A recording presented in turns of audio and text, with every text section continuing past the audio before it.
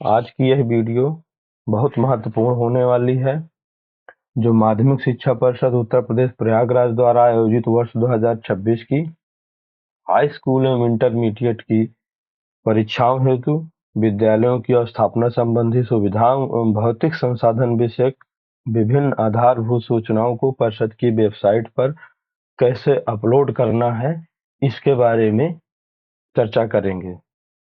आधारभूत सूचनाओं को अपलोड करने के लिए upmsp.edu.in वेबसाइट को ओपन करेंगे और इसको स्क्रॉल करेंगे और नीचे यहाँ पर परीक्षा वर्ष 2024 हेतु केंद्र निर्धारण के लिए विद्यालयों द्वारा अपनी आधारभूत सुविधाओं को अपडेट या अपलोड करने हेतु इस लिंक पर क्लिक करेंगे।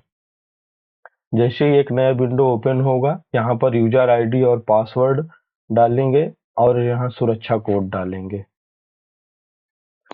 आईडी पासवर्ड डालने के बाद लॉगिन करेंगे।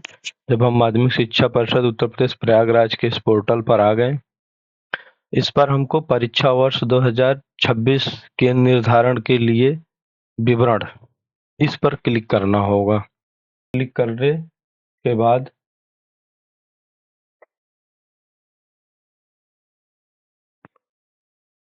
यह आधारभूत सूचना भरने के लिए पेज ओपन हो जाएगा, जिस पर सारी आधारभूत सूचनाएं हम ध्यानपूर्वक और सही भरेंगे। चलिए अब देखते हैं अब इस फॉर्म को कैसे भरते हैं, इस विवरण को कैसे भरते हैं, इसके बारे में विस्तार से जानते हैं। पहले नंबर पर जिला कोड, जो कि ये अपने से ही शो होता है। दूसरे नंबर पर है विद्यालय कोड, जो ऑटोमेटिक शो होता है। तीसरे नंबर पर यूडाइस कोड, यहाँ पर यूडाइस कोड डालें। चौथे नंबर पर जियो लोकेशन, जो कि ये ऑटोमेटिक अपने से ही उठा लेता है। और पांचवें नंबर में है तहसील का नाम, इसमें अपनी तहसील चुनना है। और छठवें नंबर में ब्लॉक का नाम, जिसमें अपने ब्लॉक का नाम चुनना है। सातवें नंबर में है डियास कार्यालय से विद्यालय की दूरी, यहाँ पर जो डियास ऑफिस से विद्यालय की दूरी है वो अंकित करनी है। और आठवें नंबर में है तहसील मुख्यालय से विद्यालय की दूरी, तो वो यहाँ पर अंकित करनी है। और 9वें नंबर में है ब्लॉक मुख्यालय से विद्यालय की दूरी, जो ब्लॉक मुख्यालय से विद्यालय की दूरी होगी वो अंकित करेंगे। और 10वें नंबर पर है विद्यालय स्तर विद्यालय स्तर पर जो विद्यालय हमारा होगा, यदि हाई स्कूल स्तर का है तो हाई स्कूल और इंटर स्तर का है तो इंटर, दोनों में से एक को सेलेक्ट करना पड़ेगा। फिर इसके बाद 11 नंबर पर है क्या विद्यालय समाज कल्याण विभाग द्वारा संचालित आश्रम पद्धति आवासीय विद्यालय है। अगर यदि आवासीय विद्यालय है तो यस करना है और नहीं है तो नो करना है। इसके बाद 13 नंबर पर है विद्यालय को किसकी मान्यता मिली है, बालक या बालिका। तो जैसे ही हम इस ऑप्शन को सिलेक्ट करेंगे, अगर यदि सह शिक्षा यानी बालक बालिका दोनों है तो इसको सिलेक्ट करेंगे, और अगर यदि बालिका विद्यालय है तो बालिका ऑप्शन सिलेक्ट करेंगे।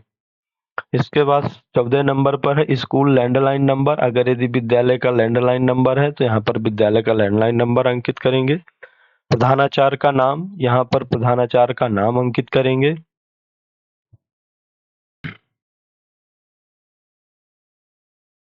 फिर है प्रधानाचार्य का मोबाइल नंबर, यहाँ पर प्रधानाचार्य का मोबाइल नंबर अंकित करेंगे। फिर है प्रधानाचार्य का ईमेल आईडी, जो विद्यालय या प्रधानाचार्य का ईमेल आईडी है उसको इस पर भरेंगे। 19 नंबर पर है क्या विद्यालय के प्रधानाचार्य का आवास विद्यालय परिसर के अंदर है। अगर यदि है तो यस, और नहीं है तो नो ऑप्शन सेलेक्ट करेंगे।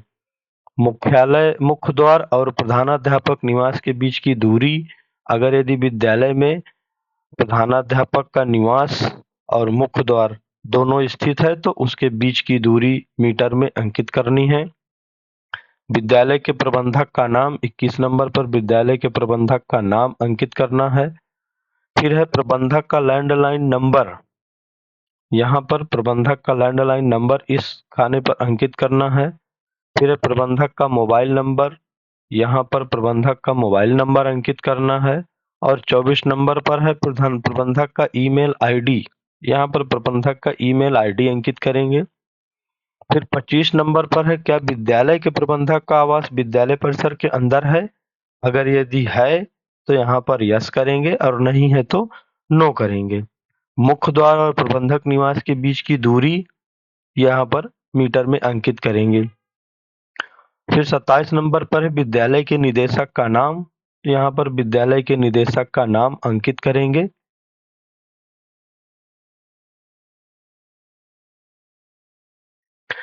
28 नंबर पर है प्रधानाचार्य अथवा प्रबंध तंत्र में कोई विवाद। अगर यदि कोई विवाद है प्रधानाचार्य प्रबंध तंत्र में तो यहाँ पर यस करेंगे, अन्यथा नो करेंगे।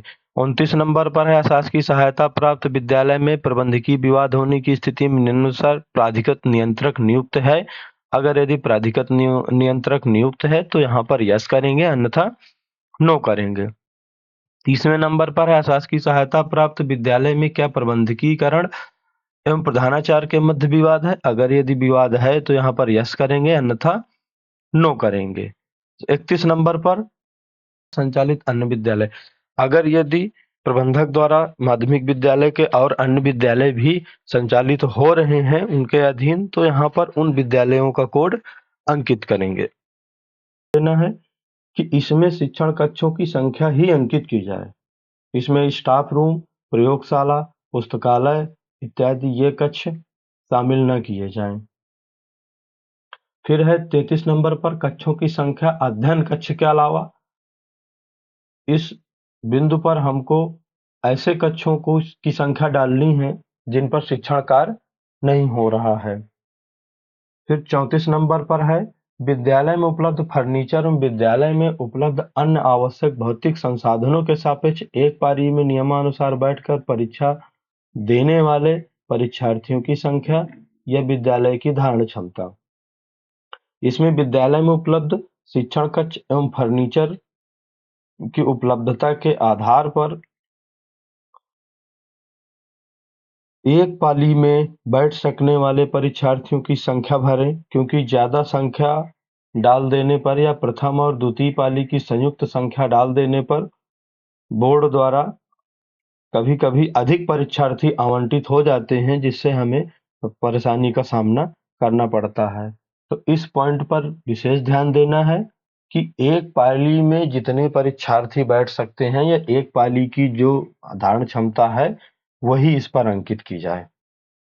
जैसे हमारे विद्यालय में 400 परीक्षार्थी एक बार में परीक्षा दे सकते हैं बैठ करके, तो हमको धारण क्षमता 400 डालनी है, यानी जितने परीक्षार्थी एक बार में दे सकते हैं वो धारण क्षमता यहाँ पर डालनी है। दोनों पालियों का टोटल नहीं डालना है।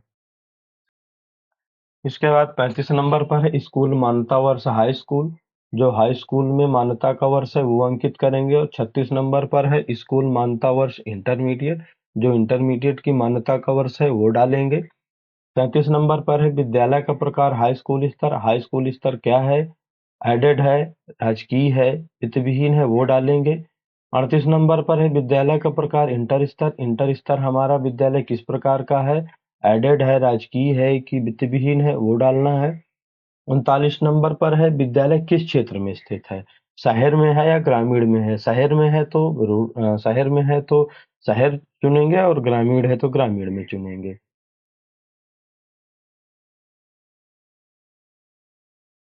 फिर है 40 नंबर पॉइंट, क्या स्कूल बिल्डिंग एनबीसी मानक की अनुपालन करती है? ये नया पॉइंट शामिल किया गया है। इसके बारे में संक्षिप्त जानकारी स्क्रीन पर प्रदर्शित हो रही है। एनबीसी प्रमाण पत्र क्या होता है? एनबीसी नेशनल बिल्डिंग कोड प्रमाण पत्र एक दस्तावेज होता है जो ये प्रमाणित करता है कि आपकी इमारत जैसे स्कूल, कॉलेज इत्यादि का निर्माण भारत के national building code of India के मानकों के अनुसार किया गया है। यह कोड इमारत की सुरक्षा, डिजाइन, वेंटिलेशन, प्रकाश, बिजली, फायर सेफ्टी और स्ट्रक्चरल स्टेबिलिटी से संबंधित नियम तय करता है। अब जानते हैं कि एनबीसी प्रमाण पत्र कौन जारी करता है।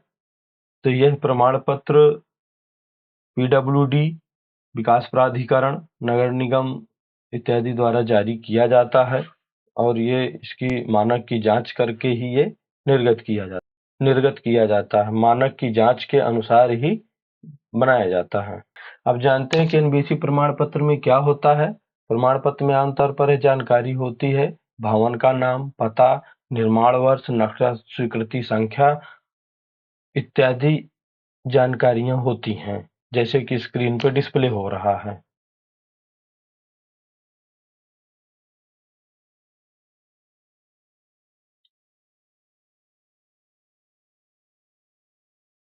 अब यह जानते हैं कि एनबीसी स्कूल के लिए क्यों जरूरी है। तो शैक्षणिक संस्थानों के लिए सुरक्षा और संरचनात्मक स्थिरता बहुत महत्वपूर्ण होती है। इसलिए शिक्षा विभाग यह सुनिश्चित करता है कि स्कूल की बिल्डिंग एनबीसी के नियमों के अनुसार सुरक्षित है, ताकि छात्रों और स्टाफ की सुरक्षा बनी रहे। इस प्रकार हमने जाना कि ये एनबीसी क्या होता है या एनबीसी मानक का अनुपालन क्या है। तो इस पर अगर यदि हमारे पास एनबीसी प्रमाण पत्र है तो हम इसको यस करेंगे, अन्यथा नो करेंगे। 41 नंबर पर है, क्या विद्यालय में पेयजल की उपयुक्त व्यवस्था है। अगर यदि है तो यहाँ पर यस करेंगे। और पेयजल का प्रकार किस तरह का पेयजल है, आरओ है या जिस हैंड पंप है, ये यहाँ पर ऑप्शन सेलेक्ट करेंगे। 42 नंबर पर है, क्या विद्यालय में विद्युत की स्थायी व्यवस्था है। अगर यदि स्थायी व्यवस्था है तो यस, अन्यथा नो। क्या विद्यालय में जनरेटर की व्यवस्था है। अगर यदि विद्यालय में जनरेटर की व्यवस्था है तो उसको यस करेंगे, अन्यथा नो करेंगे। फिर 44 नंबर पर है, परीक्षाओं के निर्बाध संचालन वेबकास्टिंग है तो पर्याप्त विद्युत व्यवस्था के लिए पृथक से जनरेटर इन्वर्टर की व्यवस्था है। अगर यदि हमारे पास जनरेटर या इन्वर्टर है तो इसको यस सेलेक्ट करेंगे, अन्यथा नो सेलेक्ट करेंगे। फिर 45 नंबर पर है, क्या विद्यालय में एक कंप्यूटर सिस्टम एवं 2 दक्ष कंप्यूटर ऑपरेटर की व्यवस्था है। अगर यदि अपने पास व्यवस्था है तो उसको यस करेंगे, अन्यथा नो करेंगे। 46 नंबर पर है, क्या विद्यालय में समुचित स्ट्रांग रूम है। अगर यदि विद्यालय में स्ट्रांग रूम है तो उसको यस करेंगे, अन्यथा नो करेंगे। 47 नंबर पर है, क्या स्ट्रांग रूम में डबल लॉक युक्त लोहे की 2 अलमारियां हैं। अगर यदि अपने पास स्ट्रांग रूम में डबल लॉक युक्त 2 लोहे की अलमारियां हैं तो यहाँ पर यस करेंगे, अन्यथा नो करेंगे। 48 नंबर पर है, क्या विद्यालय के मुख्य प्रवेश द्वार पर लोहे के गेट की व्यवस्था है। अगर यदि लोहे के गेट की व्यवस्था है तो उसको यस करेंगे, अन्यथा नो करेंगे। उसके बाद है 49 नंबर पर, क्या विद्यालय के चारों ओर सुरक्षित चहारदीवारी है। तो अगर यदि विद्यालय के चारों ओर सुरक्षित चहारदीवारी है तो इसको यस करेंगे, अन्यथा नो करेंगे। क्या विद्यालय में अग्निशमन के संसाधनों यथा फायर एक्सटिंग्विशर, पानी की बाल्टियां एवं रेत की समुचित व्यवस्था है। अगर यदि ये व्यवस्था है तो यहाँ पर यस करेंगे, अन्यथा नो सेलेक्ट करेंगे। 51 नंबर पर है, क्या अग्निशमन यंत्र का नवीनीकरण हुआ है। अग्निशमन यंत्र कम से कम जुलाई 2026 तक नवीनीकृत होना अनिवार्य है। अगर यदि नवीनीकरण हुआ है तो इसको यस करेंगे, अन्यथा नो करेंगे। यहाँ पर नवीनीकरण कराने की तिथि जरूर अंकित करेंगे कि नवीनीकरण कब हुआ है और किस तारीख तक के लिए ये मान्य है, अर्थात अब किस तारीख को नवीनीकरण कराना है। ये पॉइंट बहुत महत्वपूर्ण है। इसकी वजह से अगर यदि अग्निशमन यंत्र कंप्लीट नहीं है तो बोर्ड द्वारा सेंटर नहीं बनाया जाता है। 52 नंबर पर है, क्या विद्यालय मुख्य मार्ग संपर्क मार्ग से कम 10 फीट चौड़े मार्ग से जुड़ा है। अगर यदि जुड़ा है तो यहाँ पर यस करना है, अन्यथा नो करना है। 53 नंबर पर है, क्या विद्यालय के शिक्षण कक्षों की खिड़कियां सार्वजनिक सड़क या किसी संकीर्ण गली में खुलती हैं। अगर यदि खुलती हैं तो यस करना है, अन्यथा नो करना है। क्या प्रत्येक परीक्षा कक्ष की खिड़कियों के स्टील या लोहे जाली के मजबूत पल्ले लगे हैं। अगर यदि लगे हैं तो इसको यस करना है, अन्यथा नो सेलेक्ट करना है। फिर है 55 नंबर पर कि क्या विद्यालय में स्मार्ट क्लास संचालित है। अगर यदि स्मार्ट क्लास संचालित है तो उसको यस करना है, अन्यथा नो करना है। स्मार्ट क्लास के लिए भी बोर्ड द्वारा अंक निर्धारित है। फिर 56 नंबर पर, क्या विद्यालय 2 खंडों में बना है? अगर यदि विद्यालय 2 खंडों में बना है तो उसको यस करना है, अन्यथा नो करना है। फिर 57 नंबर पर, क्या 2 खंड बने विद्यालय के मध्य सार्वजनिक आवागमन हेतु कोई मुख्य सड़क या संपर्क मार्ग बना है? अगर यदि दोनों खंडों के बीच संपर्क मार्ग है तो यस करना है, अन्यथा नो करना है। फिर 58 नंबर पर है, क्या विद्यालय में उपयोग क्रियाशील शौचालय की व्यवस्था है? अगर यदि शौचालय की व्यवस्था है तो उसको यस करेंगे, अन्यथा नो करेंगे। अगर यस करेंगे तो बालक शौचालयों की संख्या कितनी है वो अंकित करेंगे, और बालिका शौचालयों की संख्या कितनी है वो अंकित करेंगे। फिर अगला पॉइंट है, क्या विद्यालय में सभी अध्यापकों तथा छात्र छात्राओं की प्रतिदिन बायोमेट्रिक उपस्थिति दर्ज की जाती है? अगर यदि बायोमेट्रिक से उपस्थिति दर्ज की जाती है तो यस करेंगे, अन्यथा नो करेंगे। फिर अगला पॉइंट है, क्या विद्यालय द्वारा पोर्टल पर ऑनलाइन उपस्थिति दर्ज की जाती है? अगर यदि यूपीएमएसपी द्वारा जारी किया गया है ऑनलाइन उपस्थिति के लिए, अगर उस पर उपस्थिति दर्ज की जाती है तो उसको यस करेंगे, अन्यथा नो करेंगे। ये एक नया पॉइंट शामिल किया गया है और इस पर बोर्ड द्वारा मेरिट अंक निर्धारित किया गया है। 61 नंबर पर है, परीक्षा केंद्र पर उक्त वेबकास्टिंग हेतु अन्य विविध कार्य तो high speed internet connection bandwidth connection उपलब्ध है? अगर यदि अपने पास हाई स्पीड इंटरनेट कनेक्शन ये उपलब्ध है तो इसको यस करेंगे, और उसका यहाँ पर ब्रॉडबैंड का प्रकार क्या है उसको सेलेक्ट करेंगे।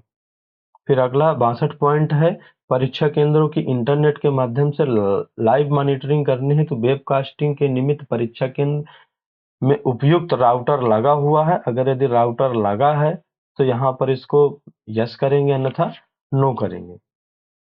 फिर है 63 नंबर पर, सीसीटीवी एवं वॉइस रिकॉर्डिंग शिक्षण कक्षों का विवरण है। ये बहुत महत्वपूर्ण है।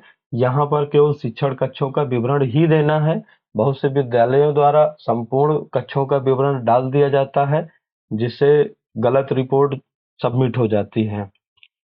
यहाँ पर पहले नंबर पर है, जिनमें दोनों वॉइस रिकॉर्डर सीसीटीवी लगा है, तो यहाँ पर उसमें संख्या डालेंगे कि कितने शिक्षण कक्ष हैं ऐसे हैं जिनमें दोनों वॉइस रिकॉर्डर लगा हुआ है, तो यहाँ पर उसकी संख्या डालेंगे और यहाँ पर आईपी एड्रेस अगर यदि मालूम है तो डालेंगे, तथा 0 डालेंगे। दूसरा पॉइंट है, जिनमें केवल एक और वॉइस रिकॉर्डर सीसीटीवी लगा है, वो यहाँ पर उन शिक्षण कक्षों की संख्या डालेंगे। तीसरे नंबर पर, जिनमें दोनों ओर केवल सीसीटीवी लगा है, वो यहाँ पर शिक्षण कक्षों की संख्या डालेंगे। चौथा है, जिनमें एक और केवल सीसीटीवी लगा है, वो शिक्षण कक्षों की संख्या डालेंगे। पांचवा है, सीसीटीवी ना लगे शिक्षण कक्षों की संख्या। कुछ शिक्षण कक्ष ऐसे होते हैं जिनमें सीसीटीवी नहीं लगा है, उसकी संख्या यहाँ पर अंकित करना है।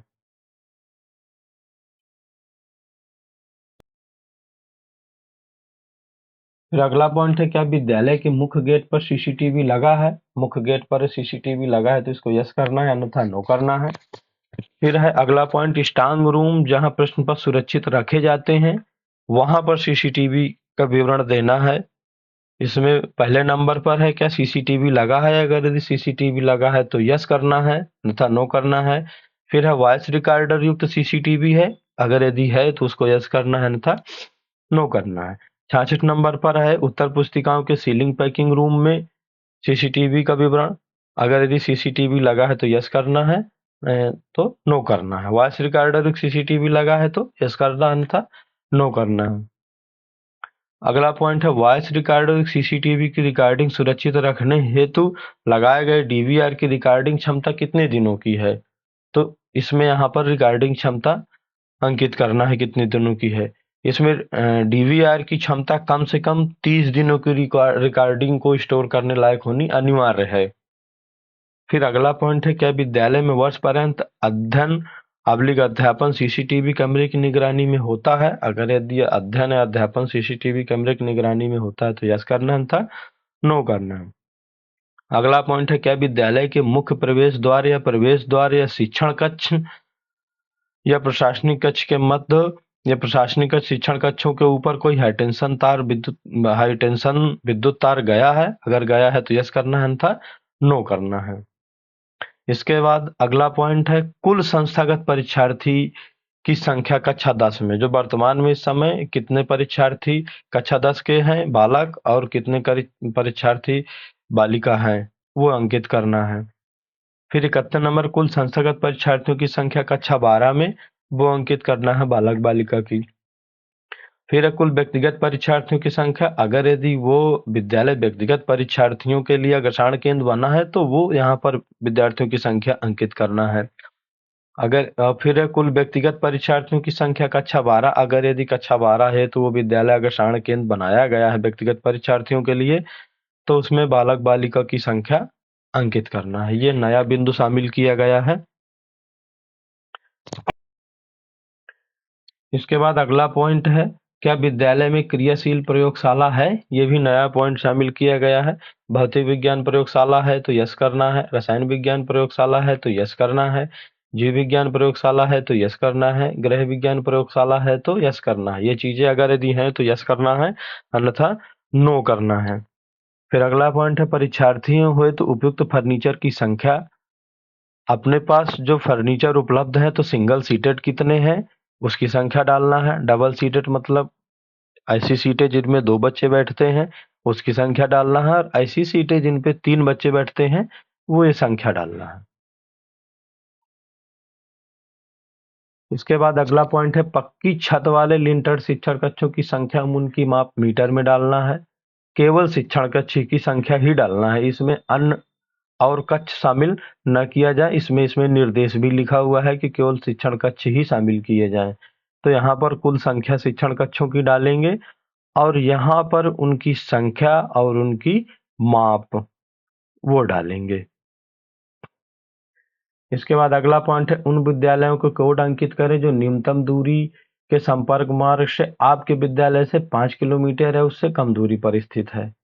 यह बहुत महत्वपूर्ण बिंदु है, इसको विशेष ध्यान दे करके भरना है। यहाँ पर उस विद्यालयों का कोड अंकित करना है और वो विद्यालयों का नाम ऑटोमेटिक शो होने लगेगा।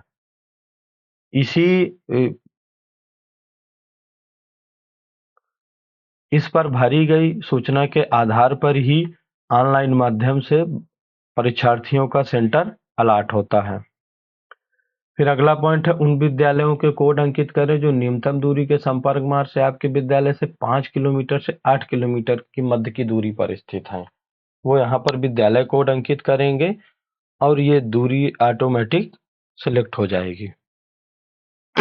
अगला पॉइंट है, उन विद्यालयों के कोड अंकित करें जो न्यूनतम दूरी के संपर्क मार्ग से आपके विद्यालय से 8 किलोमीटर से 10 किलोमीटर की मध्य की दूरी पर स्थित है।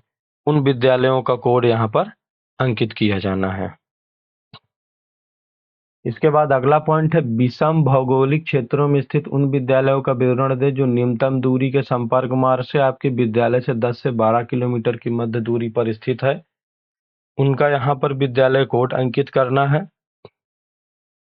ये सामान्य विद्यालयों की दूरी की तरह नहीं है, विषम भौगोलिक क्षेत्र में स्थित विद्यालयों का ही विवरण देना है, जिसके बारे में संक्षिप्त विवरण स्क्रीन पर प्रदर्शित किया जा रहा है। अब देखते हैं कि विषम भौगोलिक क्षेत्र, विषम भौगोलिक स्थान का अर्थ क्या होता है। ये ऐसे क्षेत्र जहां भौगोलिक परिस्थितियां सामान्य नहीं होती हैं, बल्कि वहां प्राकृतिक रुकावटें या कठिनाइयां होती हैं, जैसे ऊंचे नीचे पहाड़ी या टीला युक्त क्षेत्र, नदी नाला या जंगल से घिरा हुआ क्षेत्र, कठिन आवागमन वाला इलाका, कच्चे या उबड़ खाबड़ रास्ते वाला इलाका जहां पहुंचने में सामान्य दूरी की अपेक्षा अधिक समय या कठिनाई होती है। माध्यमिक शिक्षा परिषद विषम भौगोलिक क्षेत्र में स्थित विद्यालयों का उल्लेख करता है, तो उसका आशय यह होता है कि ऐसे विद्यालय जो आपके विद्यालय से दूरी में तो 10 किलोमीटर या 12 से 15 किलोमीटर पर है, लेकिन भौगोलिक दृष्टि से कठिन, असमान या दुर्गम क्षेत्र में स्थित हैं। इसलिए यहाँ आपको उन विद्यालयों का विवरण देना है जो आपके विद्यालय से बताए गए दायरे यानी 10 से 12 किलोमीटर, 12 से 15 किलोमीटर में आते हैं। जो विषम भौगोलिक क्षेत्र जैसे पहाड़ी, नदी पार, जंगल के पार आदि में स्थित है। उदाहरण स्वरूप जैसे आपके विद्यालय का कोड 1333 है जो विषम भौगोलिक क्षेत्र में स्थित है। और न्यूनतम दूरी के संपर्क मार्ग से आपके विद्यालय से 10 से 12 किलोमीटर की दूरी पर है। विद्यालय का कोड अंकित करेंगे उस पर, जैसे कि हमने एक विद्यालय का कोड अंकित किया 1206, जो 11 किलोमीटर की दूरी पर है, लेकिन यह विद्यालय पहाड़ी युक्त क्षेत्र में है, सड़क मार्ग कठिन है। इसी प्रकार है जैसे दूसरा विद्यालय है, ये कच्चा रास्ता है और बरसात में पहुंच कठिन हो जाती है। इसी प्रकार ये एक और विद्यालय है जो जंगल क्षेत्र से घिरा क्षेत्र है, बस सुविधा नहीं है। दूरी सड़क या वास्तविक पहुंच मार्ग के अनुसार दी जाती है, सीधी रेखा के अनुसार नहीं। विषम भौगोलिक का अर्थ केवल दूरी ही नहीं है, बल्कि कठिन भौगोलिक स्थिति भी है। यदि कोई विद्यालय आसान सड़क मार्ग से पहुंचा जा सकता है, तो वह विषम भौगोलिक में नहीं आएगा।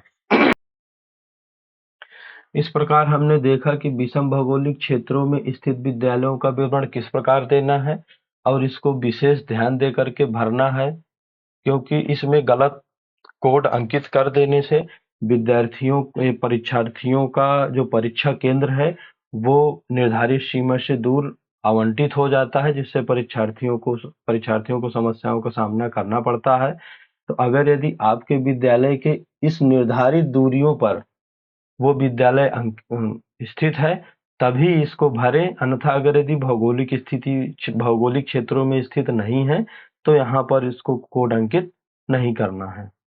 इसी प्रकार 82 नंबर में भी यही विषम भौगोलिक क्षेत्र का ही वर्णन किया गया है और 83 नंबर पर भी यही चीज देखना है। तो इसको विशेष ध्यान दे करके भरना है, अन्यथा परीक्षार्थियों को परीक्षा केंद्र गलत आवंटित हो जाता है, जो कि निर्धारित दूर से अधिक दूरी पर हो जाता है। फिर है अगला पॉइंट है शिक्षण कक्षों से इतर कक्षों की सूचना। यानी 84 नंबर पर हमें शिक्षण कक्षों के अलावा जो कक्ष हैं उन कक्षों का विवरण यहाँ पर अंकित करना है। अगला पॉइंट है 85 नंबर, क्या विद्यालय में विगत वर्ष 2025 की परीक्षाओं में गंभीर अनियमितताएं की गई हैं अथवा वहां हिंसात्मक घटनाएं हुई हैं? अगर यदि ये ऑप्शन उपयुक्त हो रहा है तो इसको यहाँ पर यस सेलेक्ट करेंगे, अन्यथा नो करेंगे।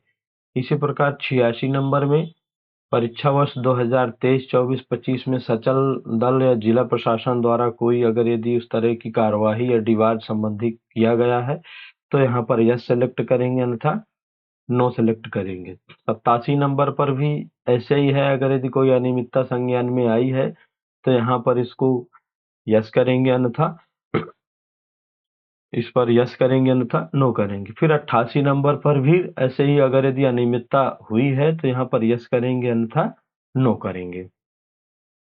यह इस बार 89 नंबर पर पिन कोड डालेंगे, जो विद्यालय जहाँ पर स्थित है उस एरिया का पिन कोड, और 90 नंबर में है विद्यालय प्रबंध समिति के सदस्यों का विवरण देना है। ये नया पॉइंट शामिल किया गया है। तो जो वित्त विहीन और एडेड के विद्यालय हैं जिन पर प्रबंध संचालन होता है, तो वहां पर ये ऑप्शन भरा जाना है। इसके बाद अंत में ये निर्देश दिए हुए हैं कि प्रधानाचार्य द्वारा उपयुक्त समस्त सूचनाएं बिल्कुल सही सही अंकित की जाए। अधूरी, गलत, भ्रामक सूचना देने पर विद्यालय को डिबार कर दिया जाएगा। इसके बाद यहाँ पर प्रधानाचार्य की घोषणा, इस प्रधानाचार्य की घोषणा यहाँ पर ये जो बॉक्स दिख रहा है इसको टिक करना है। इस पॉइंट नंबर 1, 2 और 3 को अच्छी तरह से पढ़ने के बाद ही इस बॉक्स पर सही का टिक लगाएंगे। इसके बाद डाटा बोर्ड को सुपुर्द करेंगे। ये सबसे महत्वपूर्ण है, क्योंकि इसका ध्यान नहीं दिया जाता है तो ये डाटा अपना फाइनल सबमिट नहीं होता है और बोर्ड को प्रेषित नहीं होता है। तो यहाँ पर डाटा बोर्ड को सुपुर्द किया जाना है।